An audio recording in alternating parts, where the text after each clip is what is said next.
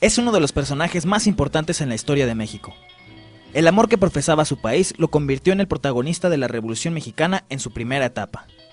Francisco Ignacio Madero nació en la Hacienda del Rosario, Parras de la Fuente, en Coahuila. Perteneció a una acaudalada familia de agricultores.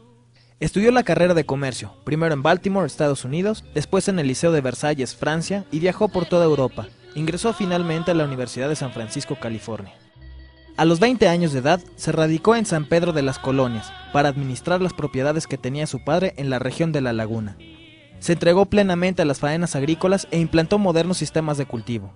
En 1900 publicó sobre el tema un folleto que propuso la construcción de una represa en previsión de la sequía. Por ese folleto, recibió una carta de felicitación por parte del presidente Porfirio Díaz. Fue afecto a los estudios filosóficos y espiritistas.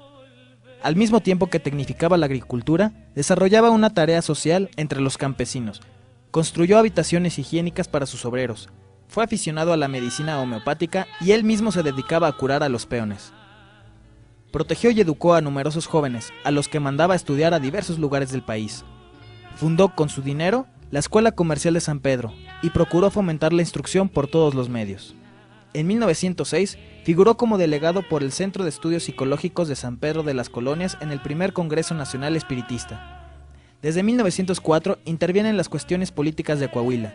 Se le nombra presidente de un club democrático que lucha por la gubernatura de ese estado.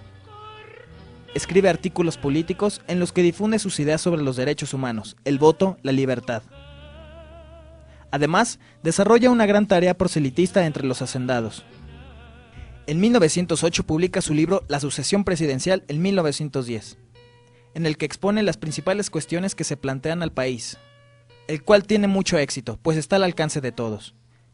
Más tarde lucha en el partido antirreeleccionista, que lo lanza como candidato a la presidencia de la República. Desarrolló una valerosa campaña en toda la República, que le atrajo numerosos partidarios. Cuando se declara que el presidente Díaz ha sido nuevamente reelecto, Madero se lanza a la revolución con el Plan de San Luis el 6 de octubre de 1910. Se le encarceló primero en Monterrey y luego se le llevó a San Luis Potosí, donde se fugó y lanzó el plan del mismo nombre. En él excitaba al pueblo mexicano a levantarse en armas el 20 de noviembre de 1910. Marchó a Estados Unidos, y pronto la rebelión maderista comenzó a crecer. Primero, con la lucha iniciada en Puebla por Aquiles Cerdán, y poco a poco con gran ímpetu, con Pascual Orozco y Francisco Villa. Madero penetró a territorio mexicano y asistió a varios combates, entre otros el de Casas Grandes, donde resultó herido. Después asistió a la toma de Ciudad Juárez, a cuya caída el gobierno de Porfirio Díaz inició negociaciones que terminaron con la renuncia del presidente. El triunfo fue arrollador, y el 6 de noviembre de 1911 tomó posesión como presidente de la República. Soldados de la República, me dirijo a todos. La guerra ha terminado. Todos los mexicanos debemos celebrar el hermoso triunfo que se ha obtenido. Ese triunfo ha sido obtenido por el pueblo, que fue el único que luchó contra el único enemigo que era el dictador. Su gobierno no mostró gran solidez. Ya en el interinato había minado su fuerza. Si antes de tomar la presidencia trató de resolver el conflicto provocado por las cuestiones de tierras, al frente del cual ya se encontraba Zapata, pronto tuvo que luchar contra el mismo caudillo, que lanzó el Plan de Ayala.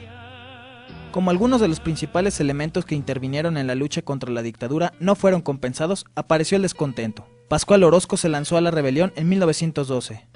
La disolución que hizo del partido antirreeleccionista también le trajo adversarios. Su propio gabinete estaba integrado con elementos no adictos a la revolución, pues los fines conciliatorios de Madero propiciaban esa combinación, que al final produjo resultados adversos. Fracasada la rebelión de Orozco, apareció en octubre la de Félix Díaz, sobrino de don Porfirio, que también fracasó. Por otro lado, su política digna en materia internacional le suscitó la aversión del embajador de Estados Unidos, Henry Lane Wilson, que se convirtió en su principal adversario y en protector de los rebeldes al régimen. También había tenido que vencer la revuelta del general Bernardo Reyes. Su administración no tuvo momento de reposo y el 9 de febrero de 1913 estalló el cuartelazo de la Ciudadela, en el que los distintos grupos vencieron al régimen. Madero confió el mando de las tropas del gobierno a Victoriano Huerta, quien lo traicionaría. Primero fue encarcelado y obligado a presentar su renuncia a la presidencia de la República. Después, fue asesinado la noche del 22 de febrero de 1913. Madero llegó al poder en un momento en el que el pueblo mexicano aún no asimilaba todas las carencias que sufría. Había tanto que hacer que posiblemente cualquier otro aspirante a la presidencia hubiera corrido con la misma suerte. Su gobierno fallido no nubla su figura como héroe nacional, ya que sus ideales, así como el triunfo de su movimiento en 1910, lograron que el pueblo mexicano se hiciera consciente de su precaria situación, y más importante, luchar por el derecho de toda persona a vivir en condiciones dignas. Jesús Zapata, Hola Zacatecas.